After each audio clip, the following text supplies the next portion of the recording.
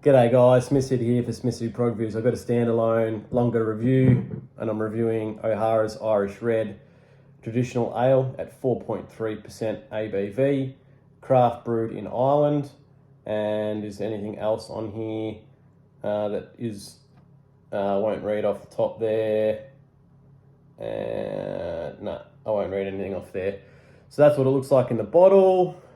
There's the bottle cap, if I can get it to focus. See if it gets rid of that glare. No. Anyway, so we'll open this up, pour it into the glass, and I'll let you know my thoughts on it. So yeah, really good stuff happened with my Instagram yesterday. Did a small up and coming artist with my beer reels, my 4IPA beer reels, which is I'm going to do in 2024. The artist loved it, Tahu. I'm not sure if the K is silent or not.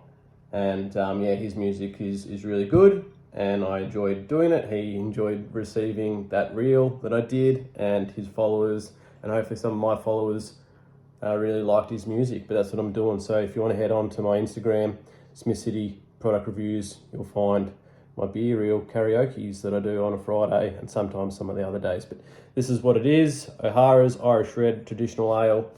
And it's a deep mahogany sort of colour. And it's got a bit of a foamy, creamy head. Yeah, I can smell it from here, which is, it's got really nice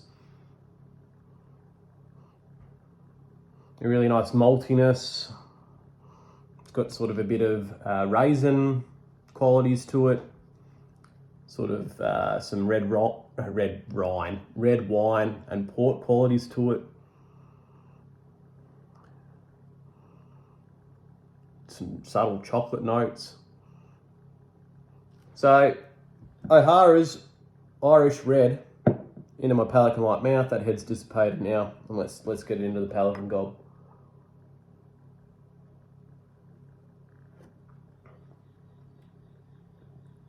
Ooh, that's nice.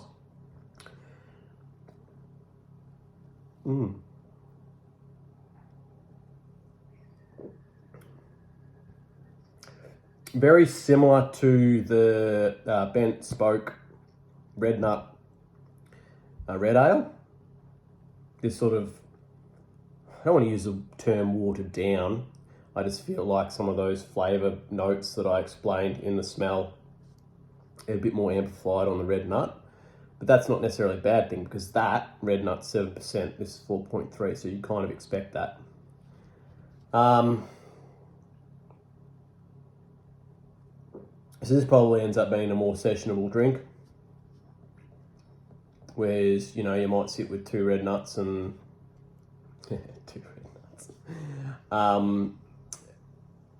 and that might do you. Whereas you might buy a 4 or 6 pack of that, and that might do you. Drinkability is high.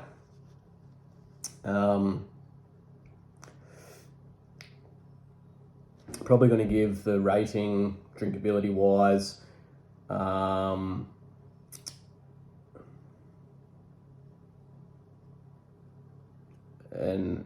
8.9. And with my new rating scale, with overall rating, it's between 0 to 6. 6 being in the running for the best beer of 2023. The beer doesn't need to be produced in 2023. It just needs to be consumed by Smith City. 5's perfect, and then it obviously goes down in category as the ratings go down. So where would I rate this? I still got so even though I've got 2 rating scales, thinking of the red nut that I did, starting to get some more data on red ales, which is good. And I rated that a 9.85 out of 10 when I used to do ratings out of 10 for the overall rating. So I've got to factor that in, and where would I fit that in my new sort of smaller range rating scale.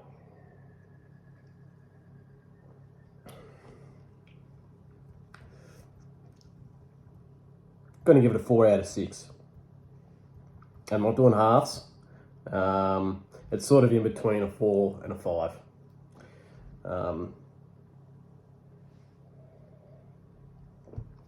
Let's read off the old back. I do like the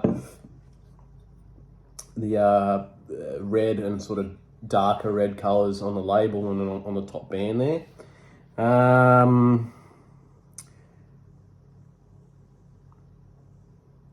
Top part's sort of in Irish. And ingredients: water, barley, malt, wheat, hops, yeast. Then it's in some other different languages. Same thing. Then best before and lot number C bottle. Then there's nothing else on there that sort of tells you. Oh no, hang on. Up here, a traditional hop flavored balance the sweet malt caramel taste.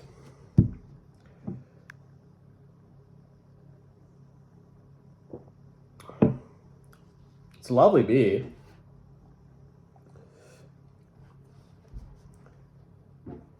And you'd think,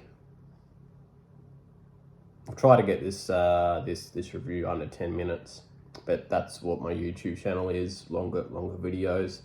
I feel we live in a world where people are only, their attention spans are only dialed into shorts and reels now of content that's 10, 20, 30 seconds long. And so yeah, come on my channel if you want to watch longer reviews. We used to sit in a lounge room on an old school dial TV with a VCR, and you'd watch a show that would go for an hour, and there'd be like 2-minute long ad breaks, and you'd go do something, and then you'd hear someone go, "Oh, it's back on," and you'd run and you'd watch it. Whereas now, like, people are a bit funny even with watching like a 10-second advertisement video that comes up on YouTube, which is only promoting that person's ability to make money through marketing on their social media. It's just funny how it's funny how things have changed to what they were in the 90s. And I don't know what I was originally going to say. Oh, that's what I was going to say. So you'd think it'd be getting easier to rate beers because I've been doing it for so long now.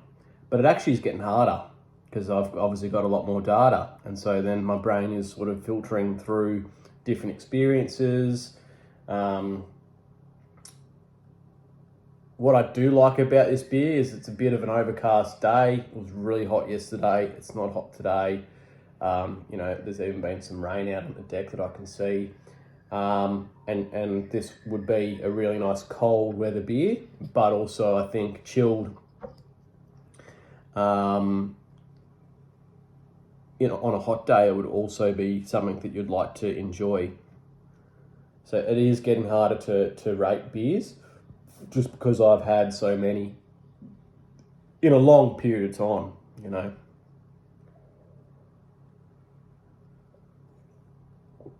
I don't know, we're probably over like 520, 530 videos now on YouTube.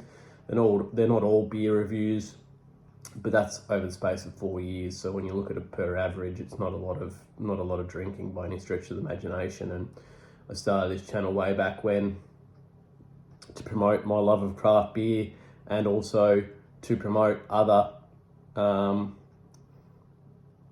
breweries that people might not know about. Obviously, this is probably well known in Ireland. But I remember starting my YouTube channel very early on, and I had 20 followers for like 2 years and had no one commenting on my stuff. And it's why I kept pushing through, not for validation or not to get my channel big, but just to get a sort of a following of people seeing different beers from different breweries. And like, if someone ends up being from, say, Spain, and they come, I don't know why I just picked Spain out of the hat, but if someone from Spain comes to Australia and they visit the Dandenongs and they so happen to watch one of my videos from a craft beer place, the brewery that I've reviewed might get one customer, and that might be a cool experience for the person behind the counter to speak with that person speak with the brewery, and for them to try the beers of that particular brewery and get it out. And that's sort of why I started the channel the way I did, and why I keep doing what I do. And obviously there's far more reach on Instagram with doing smaller, shorter content that gets pushed out to the masses. But yeah, if anyone that wants to watch longer reviews, this is where they're at. And you know, have had people that say that I waffle on, or that, you know, I'm boring, or that I'm this, I'm that, whatever. I've gotten to a point in my life at the age of 37 where, if that's your opinion of me, it's not for me to try to change it. That is what it is, and you can either comment on that because you feel the need to express that for whatever reason, I don't know, or you can then go find content that actually does appease the way you are and what you like within the content that you like. So that's good. So this came from Bottle-O near Maxi Foods, attached to Maxi Foods. I don't know what it's called. It might even just be part of Maxi Foods. Maybe it's just Maxi Foods liquor. And I said Maxi Foods 400 times then. Because I went to Dan Murphy's last night for my Fry IPA video, and literally that one that I did, that was literally the only IPA that I haven't tried. So that's what I had to go for. Fairly sure I've had the Zetho IPA in a blue can. Not too sure if I've ever done a review on it, but I'm fairly sure I've had it. And what else was there?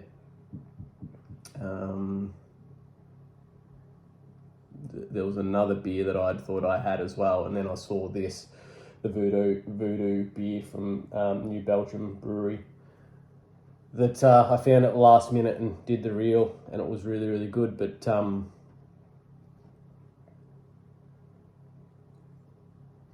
I am really enjoying this. Really, really enjoying it. I love Kilkenny's. So this is sort of right up my alley with sort of styles of beers that I like to drink. And yeah, it's a pretty good beer. Oh yeah, so then I went to Maxi's. I went to Maxi's and tried to look to see at their range of craft beer, and pretty much there was everything IPA related I'd tried. Most of the other beers I'd sort of tried. There was a few other sort of pilsners and lagers and stuff that I hadn't. And obviously last night with my beer review, it's IPA related. So hence why I didn't choose any of those new beers. And all that means is that there might be a lull in IPA production and getting into those specific bottle-os. Or I've reviewed a bucket load of IPAs and there hasn't been any new ones that have come out recently. So yeah, 8.7, was it 8.7? Yeah, 8.7 drinkability and rating 4 out of 6. And that's it from me. So cheers guys, catch you on the next.